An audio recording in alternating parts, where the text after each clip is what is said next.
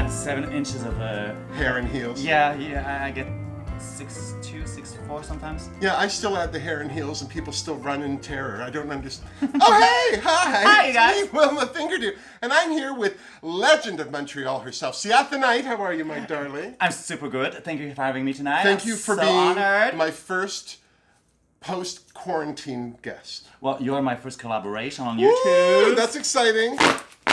Oh, good, I have the right one. All right, so for those of you who have no idea who Ciatha Night is, first of all, get out more. Second of all, visit Montreal. Ciatha is a fabulous queen in the brilliant landscape, which is Montreal drag. And I have to say, I'm always so inspired by Montreal drag because I think of it as being unique. Like, you get drag, you get that basic element of drag, but then you have those people that spike. And I find Montrealers, their drag spikes more than anyone. We're very diverse, and we do like 4 numbers a night, different looks. We're not stuck in one look for 4 hours and, you know, just doing everything, looking at Britney and not doing Britney. Well, you also, as Montrealers, I find this true of Quebec, you're much more worldly in your references too. It's not just North America. So the people that you draw upon are unique Yeah, to your audiences. We like to go international with our song selection. Our public is a lot international because Montreal is very eclectic in his residency, so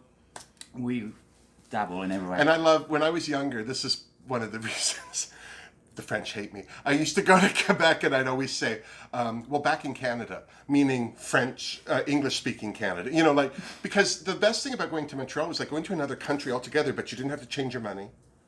You could be younger and drink. That's the only reason anyone I know went to Montreal. And then you felt, because of the language, you know, there's this whole world that you feel like, oh. Yeah, absolutely. Just coming to Ontario today, I felt like I was going somewhere else because you're a completely different world. Yes. That's for sure. It's the English world. Yeah. It's not good. Well, Jorge's not here because we're at our maximum capacity. Also, he's distracting. I thought you wouldn't talk to me if you saw Jorge. He doesn't like to wear much at the best of times, and it's hot in Toronto. I'm very disappointed that I didn't get to meet Jorge, but at least I got to meet Miss Fingerdoo. So that's true. That's true. I'm the cherry on that dirty Sunday. Let me tell you what. So I had Jorge make us cocktails beforehand. Yes, I see that. So cheers to you. We'll do a Jorge drink. Jorge! Jorge, drink me! And there we go. Now this Cheers. was suggested to me from a Patreon viewer. Ooh. Lovely. This is 5 or so grapes smashed with a shot of Campari, very Italian, a shot of gin, very English, and some lemon juice and a bit of simple syrup. It's then meant to be poured over ice, but I wanted it, because it's so colorful, I wanted more in the glass, so I threw in some soda. We might not get smashed as quick, but we'll get there. So, we always get there. Here's the real reason that we're here. Now, this is why this is a separate review of the premiere of Canada's Drag Race than just the Fingerdoo review, because it's the first Drag Race Canada. And Canada, my Canada includes Montreal, even if there's only 2 of the queens on Drag Race this season. But I wanted, you called me and said, yes, wouldn't it be fun? And I was like, yes. So we're going to talk about Drag Race from a full Canadian point of view. And the first thing I want to talk to you about is Rita Baga. Now, the Queen of Montreal. Now, I have to tell you, I knew nothing about her. When I first saw the Meet the Queens, there was nothing about her that stood out particularly that said she's great, but the energy off of her. And then I went online and looked her up. Oh, well, she's busy. Oh, she runs the entire Montreal Queen. She's got things to do, that's for sure. She took back the legendary Tuesdays of Mado because Mado is not doing Tuesdays anymore. She's the one. That one's your sin. Yeah, the new one is mine. Yes, mine's crappy. But yeah, Mado. Now, Mado, is that how you say her name? Mado? Mado. Yeah. I don't remember her not doing drag. Like, me neither. That's how long she's the moment I walked into the village, she was already a legend and doing her Tuesdays already. But then that was almost the last time I was in Montreal. This is why a lot of these queens I have no referencing to. So I was so excited to hear from you that Rita is a big deal. Because I could tell immediately. Now, she works, where does she work? At Mado? Mostly at Mado. She works a lot of corporate gigs. She also works at Fierté. She's one of the main heads at Fierté, putting our prides together. Yes. She books all the girls at Mado's, so if you want to be booked, you better. Be nice to Rita. You. She also runs the L'Autre Zone in Sherbrooke.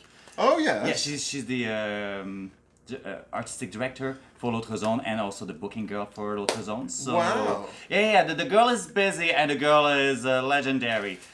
Now, do you think she's going to win? I have a strong feeling that she'll at least make top 3 or top 4. I have 3 picks for top 3. There's a wild card as well, but Mado was definitely a pick for me, just because. Sorry, Rita, I was like, who? Rita. Mado's not there. Rita works at Mado. No, Rita Baga. I love the name Rita. I like her look. I love how eclectic it is too. Like she makes her stuff. Doesn't she? Most of her stuff is Grandolfo, and her wig is Marc Alaria, I believe. Oh, okay, so she's lazy. But She said it, not me, okay? I didn't say anything. I wouldn't dare. well, you get to a point where you're too busy to do it yourself. Exactly. Not I us. guess that's the thing. Speaking of, can we just have a minute? I'd like to point out my fabulous cheveux. Now, I always call a wig a hair hat because I'm bald. You're bald, but I have been trying to do beauty hair like this for. You didn't know this, but I've been trying to do this wavy style of hair forever. This is why all my wigs are short. I keep teasing them like a fat kid in high school, and then You try to tease them, or you just piss them off. whoa. Yeah, it's been it's become blood oaths. It's not good. But so you walk into the Fingerdoo experience and you had 2 wigs, and I was like, well, how many changes is she planning to do? None. You brought me this one for me. Yeah. Thank you so much. Now you style wigs. Yes, I do. I do all mine. I do wigs for all the queens I love also. this style too. This is so Thank cute. you. It's my old school Gilda kind of thing. Yes, it's delish. Well, we're going to put all of your information down below, your website, your YouTube channel, anything else that... I basically have an Instagram and a YouTube channel. It's not hard to Oh, is find that me. all? Oh. Yeah, everything is at Ciatha Night. And it's CIAT. CIATHANIGHT. Night. Like, I'll see you tonight.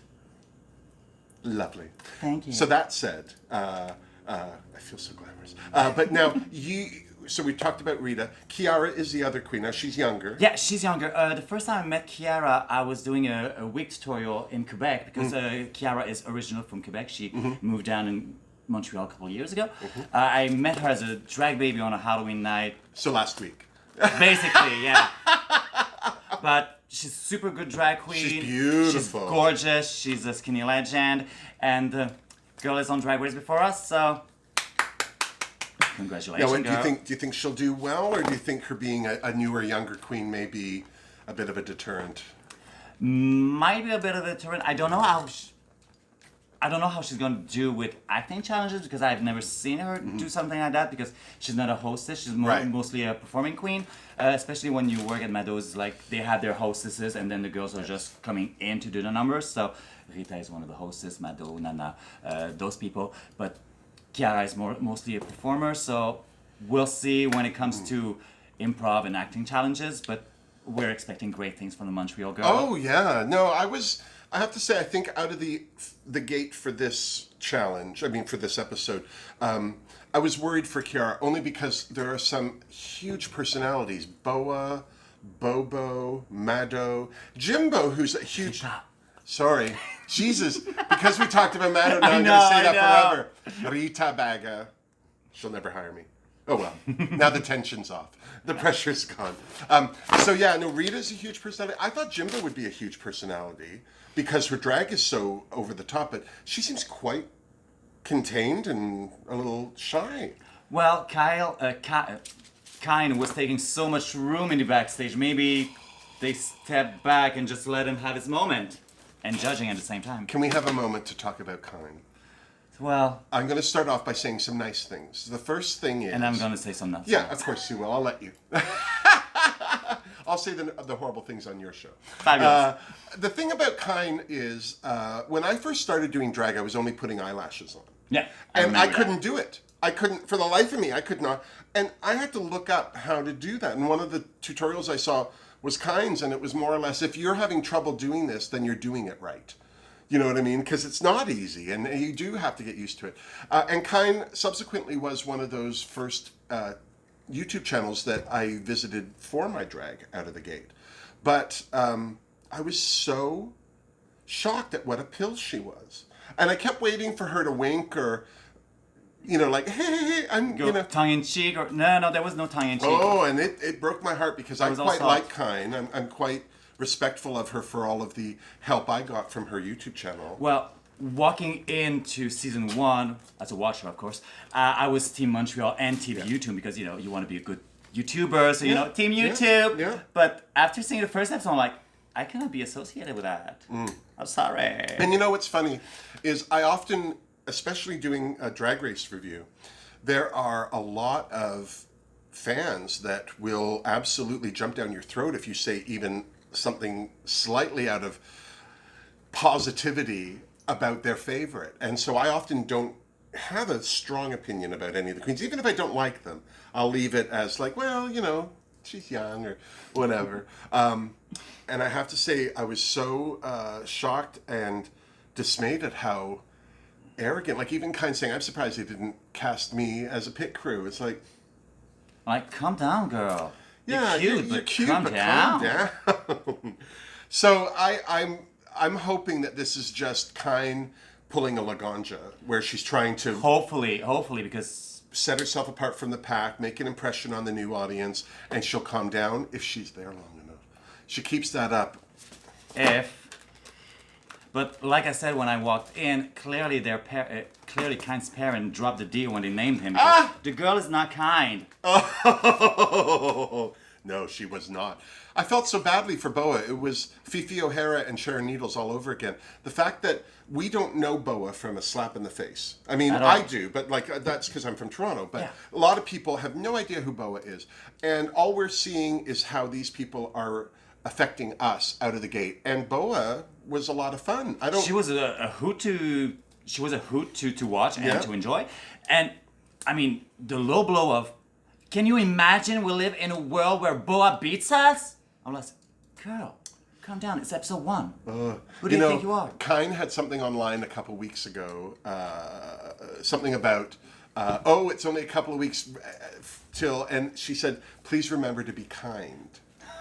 Or something like that. It's like, well, too bad you didn't remember. Like, I was so disappointed in how she came off in the first episode. I'm hoping that on some level it's down to her, being full of the newness of living and all that, but... Or the stress of the camera and wanting to shine and, like you said, the Laganja. Maybe she said the wrong thing to a PA backstage and now the whole crew hates her. We don't know. Might be a possibility also. Because you film anyone long enough, you can make them look like anything you want. Oh, absolutely. Yeah. Just editing my video, I could take a route of sounding like an idiot and just, stuttering for 2 hours. Yeah. But I took all of that stutter out of it. Oh, the stutter. I don't know what you're talking about. Absolutely.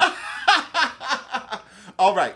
So let's talk about Jimbo. Jimbo was another one of my picks for top 3. Okay. Because she's actually a professional clown. She's not really a drag that explains queen a lot. Yeah, that explains the face. But over her career in being in theater, she creates a lot of stuff for theater, whether it's props, set, whatever. She's very artistic. But her performance has moved into drag over the last while. So I just thought because of that, she's coming at drag from a new place. Like Crystal Method on season 12, or even like Sasha Velour. Like when you get these art queens into an environment of people like Anastasia, who's a pageant queen. If you don't do it this way, you're not doing drag.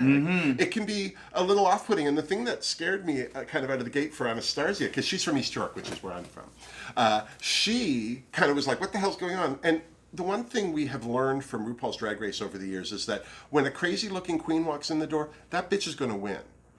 She's going to win. Sharon or she's going to make it far at least. Evie Oddly, Sasha Velour, these are the queens, those walking to the beat of a different drummer. I would be more afraid of them than try and beat them down. Yeah, but even if she's super different, she's going to have a lot of competition with Rita because Rita can do alien and she can do fish. She can do like whatever she wants. But do you think Rita's going to be aggressive with her competition, or she's just going to do what she does and well, that's how I do it? I don't think Rita's gonna get aggressive unless people push her to be. She's not a pushover. No. She's definitely not a pushover. She's gonna hold her ground. Yeah. But usually she's not one to start drama either. No. Good for her. And that's maturity. Yeah, that's maturity. And when you're top dog, you don't start drama, you end it. Well, and you don't have to. Exactly. You are the drama. Just being And if there there's is drama, she's just gonna hire you. Yeah. She's not gonna hire you anymore. No. So don't start it. Now my other pick, top 3, Scarlett Bobo. Now you don't know who she is because you're. No, that's fine. I don't know their names yet. No, but Scarlett was the one with the green bob wig. Oh yeah, I love her look though. I love her look. And she's a hoot. She's been doing drag. I've never not known her to do drag. I don't know why, but she and Tynomi and.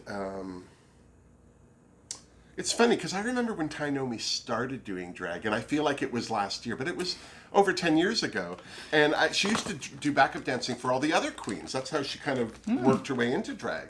But I really am so excited to watch Scarlett Bobo because she's a punk rock queen. Like, she was doing drag when it wasn't necessarily cool, or not a lot of younger people were doing it. And she really was like taking drag by the balls and taking it to new places. So I'm excited to see how that innovativeness from her starting filters into a world of new queens, because we've got Priyanka, we've got Ilona, Juicebox. These queens have only been doing it a couple of years. Yeah, but I say keep an eye on Priyanka because I'm feeling something from that girl. Well, now Priyanka, did you know she used to host a children's TV show on YTV for years. So. I didn't know it was on YTV, but she said so. Yeah, and I suspect Priyanka's been doing drag longer than 2 years, but I think for her contract's sake, she can't legally say that because she was on a kid's show. Because I feel like I've known of Priyanka longer than the last 2 years. Like, I feel like I've known her for 5, but then I thought Tynomi Banks just started drag last week. So who's to say? I'm missing pills somewhere. Clearly, my problems are vast. But when you look at someone like Scarlett Bobo, even her entry looked very casual, but that jacket was custom painted. Oh yeah, and the color story of her first look was really cool. Yeah, I really enjoyed it. More so than her runway look, actually. Yeah. I don't know. It's always subjective too when you're asking queens to make a look, especially when they don't. Now you sew. Yeah. I sew. We made this because that's who we are. You don't just find this at the sales rack at Walmart. Unfortunately, they don't sell it at Walmart. I looked through a lot. I tried to buy something there, but it never works. It works in your head until you see it in the mirror and you're like, no. See, that's where you make your mistake. Don't look at mirrors.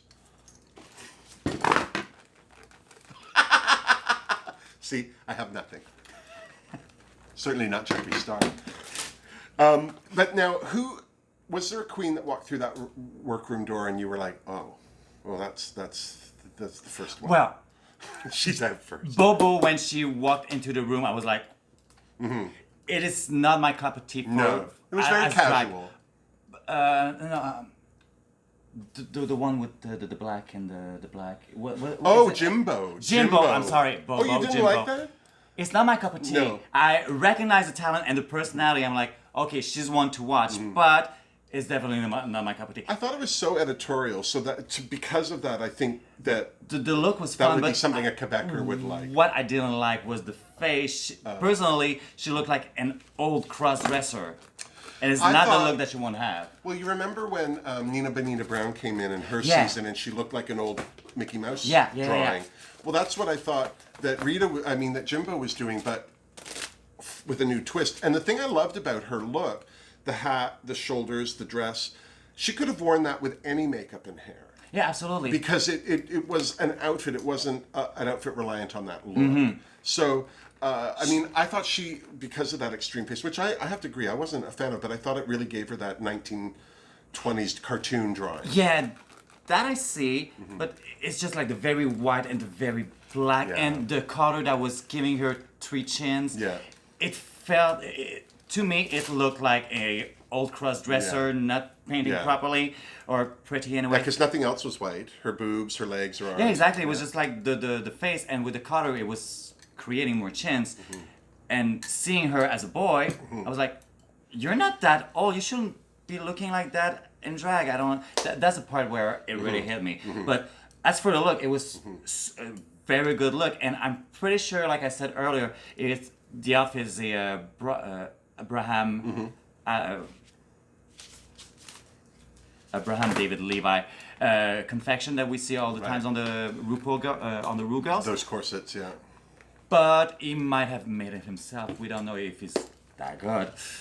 Yeah, who's to say? I don't know. I have no idea who he is, so maybe he did it himself. A couple of the queens that are new, in my opinion, to drag in general, Juicebox and Lemon. And now Lemon works and lives in New York, so of course no one in Toronto really knows her. But she was a backup dancer for Tynomi Banks when Tynomi was doing drag in the beginning. And then I'm also going to say Lemon, Juicebox, who unfortunately was the first girl to go. But I have to say, I was impressed with her makeup. For that little bald boy in the baseball cap to be all of a sudden that girl with the cheekbones, like, that was such transformation, her face. Yeah, her makeup is really good. I'm not super living for the fake freckles, but that's an aesthetic choice. Yeah. It's just me, I'm like... It's a lot of work to put freckles on. I know! Oh, I cover mine up. Anyone who wants to put them on, have at it. I don't care. Have you seen that video on YouTube of that girl who tries to do fake thing with NA, and she overdoes it, like... she looks ridiculous, and she's freaking out. The moment she's taking it off, she's like, what did I do? Choices. Yes. Bad choices.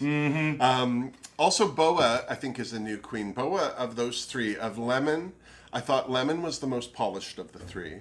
I thought that Juicebox was the prettiest. Like, I was just so surprised at her face. Although, I hated her entry outfit. It didn't look finished. It looked better with the wings and everything. It looked better in the photo shoot, but her just walking in dressed like that, it kind of reminded me of what's his name? Barry. Derek Barry. Derek Barry. Yeah, there was something very Derek-ish about it. Any of his costumes, yeah. Yeah. What I found funny about her entrance, like she's talking, just before she walks in, she's talking about wanting to be looking strong and in control. And then the moment she says that, she gets stuck in her thing, in her tights. Oh, yeah. And she tries not to break anything. I would have just snatched it and nobody would notice that my... And then she fell on her way out from the photo shoot as well. Yeah, that was hilarious. So maybe it was for her own good that she got sent home. No, but the last gotta queen, go home first. So. Yeah, I thought Lemon most polished of these three. Juicebox the prettiest, and then Boa just the most outrageous. And what I loved about Boa was it was her personality that carried her through. You know, I thought she did what she made for that runway was great. It was better than some of the other queens for sure. I mean, the fact that she kind of went with more of a psychedelic leprechaun than an Anne of Green Gables look was fine because it was all the colors. But the thing that I was amazed at with Kyne going on and on about Boa was that this was the whole thing with Aja and Valentina. Oh, your model, you beautiful smile. It was just this, I hate you, so I'm going to vomit on you until... Or like a Britta with Aiden Zane. You know, it just was an unnecessary verbal attack. And I'm just sorry that it happened. I'm sorry that the cameras caught it for Kyne's sake. But also I'm hoping that this has happened for a reason. Maybe at his young age, this is a good lesson to learn. But like we were saying earlier, none of us were smart or nice at 19 years old. Oh, God. Oh, no, I would have pushed you down by your face. Get out of my way. I've got places to be. We've been there. Yes. You know, you think you're the shit, and then you realize you were not. What did you think of the judges? 3-judge host I actually loved it. I was anticipating a bit fearful about it, but I really enjoyed the democracy of it, and you see, like, they all lend their votes, and they gave it to Brooke, and I really appreciate that the guest judge is the one... Alicia Cuthbert, that introduces it. Introduce the thing. I love that. There was something else also that she did at the end, toward the end, I think. She did the. She introduced the runway theme, and she introduced the judges. She talked to them. She did the whole RuPaul thing. Exactly. Yeah. Which I think is good because it makes all the 3 other judges on the same level. Yes. Doesn't make Brooke like most of a hostess than the 2 others. Well, especially if you only have 1 guest judge and 3 people come down the runway. Like, you know what's going on. I know, right? And I don't know if they did that because it was Alicia Cuthbert. She's an actress and can clearly handle that. But, you know, will Deborah Cox do it? I can't imagine she wouldn't, but we shall see. what if she's shy? I was living for her dress. I've got like she looked 6 gorgeous. meters of pink velvet at home, so you're probably going to see that top on me at least. I was hitting the bottom of the dress, but I have enough fabric to, you know, make a leotard, then make a pants, and then make a skirt for it, so... Nice. The whole shebang. Exactly. Same top, different bottoms, so... well, like we my all life. love the same top and different bottoms. Well, I need to see the top first. Yes, I totally agree. I thought that the 3 of them were refreshing. The fact that none of them are carrying the show must make it easier for them as well. Otherwise, it would be a lot of pressure. I absolutely love that they did a photo challenge off the top because I feel like they've moved away from that with some of the years where they've done a runway look, or they had that one where the girls had to just dance on a runway around past winners. And I like the photo challenge. I loved it because it felt like a real old school first episode of RuPaul Drag Race. You had your photo shoot and then you had create an outfit challenge, which is my favorite challenge of all time. Yeah, and you get that out of the way early. Like if you're gonna, Pork Chop went home on a sewing challenge. Like if you're gonna get rid of a queen, here's the way to do it. Because they should know. They should know how to thread a machine and at least put 2 pieces of fabric together. We're not asking you to become the next Givenchy. And put your patterns inside your suitcase, like a stretchy pattern. Put in there. It's gonna take 30 seconds, not gonna take any kind of place. And the moment you have a sewing challenge, you know something's gonna fit you. And with a stretchy fabric pattern, just your pattern and a circle, you can do so many looks. It's true. I did. I used to work for. I still sew for this one queen, and I put all of her patterns in manila envelopes, and I drew a little drawing on the front. Like I tell her, like this was the dress. One dress we had was asymmetrical, but a big sleeve, so we called it the one-arm bandit. Yeah. So I write one-arm bandit, and then drew a picture of the dress, and there it was. So she wanted to learn how to sew, and I said to her, it's easy, just take a pattern and put it together. So she did. She had some fabric she cut without me being there. I didn't even know she'd done it. And she put the dress on, and she said, look what I made. And I was so impressed. And, I mean, she was in it for a good little while before I was like, what's happening down there? She'd taken one of the back panels and put it in upside down. Oh. That was all she did. And a big deal because the top of it was wide and the bottom was narrow, but because the whole thing was stretchy, it didn't... Out of the gate, like she could have walked down a runway at RuPaul's Drag Race. No one would have seen it. And that's what's great about stretchy fabric, four-way stretch fabric. Yeah, it's your friend. Very forgettable. Yeah. It's very forgiving. You can make it a little bit smaller and it's still gonna fit. You can make it a little bit bigger. It's not gonna look like it's too big. Well, can we just talk for a minute about stretchy fabric that's too big? Kyne's crotch. This is the entire outfit. I can't believe Kyne's photo won out of the photos. Because I thought Ilona's with the nude side and the wind blowing, I thought she looked good. I thought Lemon's with her big, huge, long cape blowing was gorgeous. Juicebox with her wings, her photo was stunning. The least impressive for me was Kyne's. Yeah. And I can't believe she won. And again, the fit on that bodysuit was not fabulous. No. At all. Also, a black and white Cruella de Vil look. No offense. But we've seen that a thousand times. Yeah, this is one of those things as a 54-year-old mother of nobody, where I think, is it because she's 6 and she doesn't know? Like, is that why? Like, she saw it for the first time and thinks that she's creating this whole thing? Like, that's how I try to be with younger people. Oh, they just don't know. But how do you not know? Honey, you've seen Especially when you're gay. Exactly. You've seen 101 Dalmatian. You know Cruella de Vil. You've seen those old movies with what's her name again? But whatever. Glenn Close. Thank you. Yes. It was surprising. I just, for somebody who keeps saying, "Oh, I've taught thousands of people how to do drag," it's like, well, you should revisit a few of your tutorials. And especially the entire choice of putting Christmas ornament at the bottom of your pants. First of all, that pants was a couple inches too short. It was way too short. Also, the hoops she put into extend. She didn't need that with all that applique. No, because the applique would have kept it. Flipped it out already from her up. leg. Yeah. And it would have flowed nicer. And she might have lost less balls. Plus, she wouldn't have to walk like she was on the walk of shame. Oh, or pulling a plow or something. I mean, I love when Brooke called it out. She was like, honey, your walk, you look like you're coming from a grinder hookup. Yeah. That was not cute. No. That was not cute. Well, and if anyone knows what a grinder hookup walk is like. Something else that wasn't cute. That wig. Yeah, I know what it was. Well, I never walked back from grinder hookup. I hosted. No, I was meaning Brooklyn. Oh, okay. Oh, she tramped.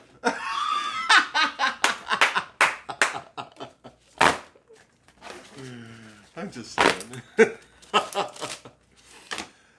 I don't know what you do on Grindr, but a lot of things. I'm gonna have a great. Now, who was your favorite runway look? Rita was really fun. I really enjoyed it. I was really surprised that they actually put cheese curd in her box. I was like, who's gonna put that on an outfit? Because we all love cheese curd, but it's not the thing that smells the best. Do you know how hard it is to find cheese curds in Toronto? Probably hard. Impossible. You know where you start to find them? At those. At the border? As you get closer to Montreal at the gas station. Yeah, exactly. They have bags of cheese curds by the gas station cash register. Yeah, they do that everywhere. You're like, why? It's dairy. It's not even in the fridge. Yeah, but good cheese curd is fresh and hasn't been in the fridge, because otherwise that little milk goes out and then it gets dry and it's not as good. You don't want a hard curd. Non. Si vous connaissez vos fromages en crotte, là, tu veux du fromage frais avec un petit lait dedans, là. C'est vrai! Certainement. And that's all the French you got. That's more than I thought I did. Oh, one look that really impressed me was Bobo. I mean, getting a pride box is iffy because you never know what's going to be in Jimbo, there. Yes, yeah, Jimbo, yes, I'm sorry. yes. No, Jimbo. that's all right. Jimbo and Bobo, I'm going to confuse them for a couple Boa. of weeks. Well, Boa, I know who she is. Bitch on arrival. That's fine. But because that's her last name, Boa. That's what her name is. B-O-A. Yeah, And so exactly. she started Bitch on calling arrival. herself Bitch on Arrival. Yeah. Oh, I thought her name was Bitch on arrival and she shrunk it. No, that's her real name is like Matthew Boa. Oh. Yeah, or something. I don't know what her boy name is, but it's Boa, her last name. That's I where she could have got used it. my real last name in drag because it's Simard, but who really wants to be associated with those two? René and Nathalie. Oh, no. No, exactly, No. you know. Are they still around? Nathalie still tries, but not really. René! Oh, there was a haircut. Google it. Apparently, allegedly, he played the Phantom for years in Toronto. Oh, I bet he did. He had a beautiful voice. You know who else had a beautiful voice? Rock Voisine. Oh, and he was so cute. Voisine, oui. Oh, he's still really hot. Oh, of course he is. We saw him a couple of months ago in the media in Quebec. Almost as hot as Ricky a couple of weeks on RuPaul Drag Race. They could play incestuous brothers. Adopted brothers. That way it wouldn't be a crime. Why does it have to be brothers? But they As do long look as it stays in the family, it's okay. It amazes me that we had a male pop singer. As popular as Rock Voisine was in Canada anyway. How was he popular in Europe? He had a big career in Europe. Yeah, he would. He started in Quebec, then moved to France and Like Belgium. Celine and the rest. Yeah, exactly. Yeah, especially in the late 90s, that was a thing to do. When you had a career here, you moved to Europe, you made a lot of money, and then you came back. Same with drag queens, except it's America, not Europe. Exactly. It's detached. It's easier to go. But the fact that we had Rock Voisine, seriously, I'm showing a picture of him right now, so you have an idea of exactly how hot this man was. All right, so on this episode, we said goodbye to Juicebox. She was the first queen to go. Were you surprised by that from just this episode of watching just... Well, if I hadn't seen her runway, I would have been surprised. But with that runway, that disco Betty Pebble kind of look, he wasn't so cute. So I wasn't surprised that she wasn't. The effort of cutting up those CDs just to do that wasn't really worth it in the long run, was it? No, absolutely not. No. It reminded me of season 2 with Venus and the broke ornaments. Yes. But Venus was cuter. The outfit that she did with it on the lapels actually looked better. Yeah, exactly. With her just random, it was like, it could be anything. It was like 2 pieces of fabric with a bit of broken CDs cut. That braid that she did for the finishing was the best part of the outfit. At least the hair and makeup was cute. And she paints a good face. She's got some good wigs, so it's a shame. I was more shocked that Lemon was in the bottom. Yes, I agree. Now Lemon is one of these queens who, again, she doesn't live in Toronto, so immediately people have an opinion. You know what I mean? Mm-hmm. And I felt that from what I'd heard from queens is that she's a little standoffish and she's a little full of herself. Well, name one American anybody who isn't. Do you know what I mean? I think that's a fallout of being American, is you think everything is great about yourself. And wouldn't that be nice to go through life thinking that a little more? Absolutely. And if you're a drag queen, you need to be delusional a little bit and think you're the best of the best. Mm-hmm. You have to sell it anyway, so good for you. Yeah, I was surprised she was... Well, I don't feel that the bottom two, Lemon and Juicebox, were... There were a couple that could have landed there, but I wasn't upset with them landing. But that lip sync. That lip sync was everything, and that was a lip sync for your life. Yes, and the minute that Lemon threw herself down in those spits, that spin into the... That first one, yeah. Well, it was over. Because, no offense to Juicebox, she did nothing like that. Not that she had to, because she was doing a good job. But that really separated the two of them for sure. Because before that point, they were pretty neck to neck, and then it was like, oh, okay, she's got some tricks, she's putting some stuff out of the bag, out of the hat, and you can pull it out whatever you want. I can pull a lot of things out of it. I don't want to hear about your sex life. Write it down in a letter. I'll read it on my own. I have to remember that this is not demand. Yeah, keep it clean, Frenchie. So, our first episode. Are you happy? So happy. I mean, Rita Baga won. How can we not be happy about it? How could you not be happy? Kiara was safe, and Rita actually won. So Montreal is there for another episode at least. Yeah. Who do you think's in trouble? Kyne. Absolutely. Yeah. I don't know how much the judges see of what goes on behind the scenes. I mean, I would like to think in a process of producing a show like this where cameras are behind these mirrors, that there's somebody taking notes, and then they go up to the... Because they're constantly rewriting the show as they go. And say, team these two together, or this one wins, or, all or those at little least things. the judge watching the dailies and seeing just what's so they happening know backstage. But it looks like from the teaser for next week that not only does Brooklyn call Kyne out on her attitude from week 1, but it sounds like Kyne didn't learn anything from it. No, and he's like, from the preview, she's Brooks tell her something about her attitude, and Cal's just, well, you're forgiven. Girl, that is not how you apologize or say like, I'm gonna be good. I'm gonna be a nice boy. Have we learned nothing from Pearl? Apparently if not. There's something on my face. Yeah, my fist. I listened to an interview from RuPaul recently about that. Mm-hmm. He had to control and hold himself back because he would have kicked him out of the show right then and then, where it was like, it's cute, people are gonna respond to it. Keep your calm. Mm-hmm. Keep your calm. Mm-hmm. That was a really good insight. Well, anyway, I am thrilled. I was so worried that Drag Race Canada would be a poor reflection of a TV show that's already a poor reflection of itself now, because after 12 seasons, it's not what it was, for sure. I still like watching it. Right now, it's all about the drama, especially All-Star 5. The entire season is about the drama and how the girls are acting toward one another, because they're very mad. I mean, doing All-Stars every other season, you're going to run out of girls. Soon enough, you're going to ask Nicole Page-Brooke to be an All-Star. Oh, she was just arrested. She'd be thrilled to do cocaine and marijuana in her car. Girl, at least... She has a child. At least... wait till you're home. Well, it sounds like the guy that was in the car got more time than her, because maybe it was just his. I don't know. Poor Nicole Page Brooks. I wish they'd bring Pork Chop back. Just once. Give her another kick at the can. I would like to see an all-star season of First Eliminated. I agree. That would be cool. I agree. All of the Tempest du Jour, Pork Chop. Jamesy. Oh my God. Jinxie. James Mansfield. That's poor James Mansfield.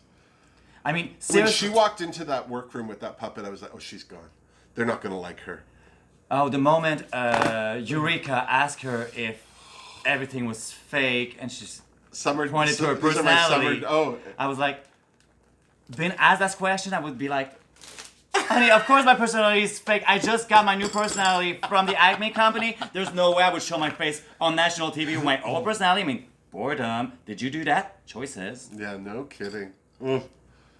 Well, I'm excited. I think there's an element of Drag Race Canada that brings us back to the original series of Drag Race. There's a little old schoolness about it. There seems to be actual challenges to accomplish, and there's not one of them on the cast that I'm not sorry to see. I think they all have brought, even Kyne, I think they're all bringing an interesting element to the season. The cast is really interesting. All the girls are really cool. They're not cookie cutter drag where all the girls look like. The fact that Jimbo is there is going to throw all the girls off their center and everything. It's going to be a really interesting season. Tynomi Banks, who's a solid performance queen. We've got Anastasia, who's a pageant diva. I mean, we've got these young drag babies. There's a very diverse. But at least the young ones have been doing shows for a couple of years. We don't have like baby drags or exactly. Nobody's doing bedroom drag and just doing it like in their bedroom. They have a career, they know the stage, they've been doing it. So I appreciate that. I hate seeing baby drag that have like 1 month or two on Drag Race. Shangela. Well, at least you went there 3 times and evolved. And Shangela had a personality, which is something some of those queens still don't have. Shinji had a personality, and at least she had started. But take Drag Race UK with Kitty Letter, who's never done anything, or Aiden Zen, who was a bedroom queen. I'm like, Gothy Kendall. Yeah, exactly. I want girls that know how to perform. I want girls who know their stuff. Yeah. If you haven't been ignored on a stage and you're on your 3rd number and you got 2 more to do, or you haven't been booed off a stage, or not tipped, then you really haven't performed. Because you can't have a good experience for every performance. It doesn't. No, some numbers will fall flat and you go, okay, never again. It's that driving home and thinking, oh, I wish I had or I should have. That's when you learn something about yourself and the career you've chosen for yourself. Well, I'm thrilled. Thank you so much for coming by. Thank you for having this idea. This was your idea. Thank you for having me. Thank you so much. I'm so thrilled. This is my first collaboration with a YouTuber. Hi, thank you. And a good, I'm a big deal. No. Absolutely. I like to think, in the theater of my mind, I'm a big deal. Well, at least in Montreal, everybody knows Mrs. Fingerdoo. That's true. And in Montreal, I'm married. I used to watch this girl way back when she was on LTV. Oh, barely wearing any makeup. Nothing. Barely. Chapstick and sunblock. And then wonky lashes. Oh, and now I have a beautiful hairdo. Isn't it gorgeous? I'm so excited. I might go grocery shopping after this. Yes, nobody's going to come with me in your outfit. Absolutely. All right. Well, we're going to also do an episode for your channel. Yes, we're going to do a quick episode, quick review, slightly with a little bit more French in More there. French.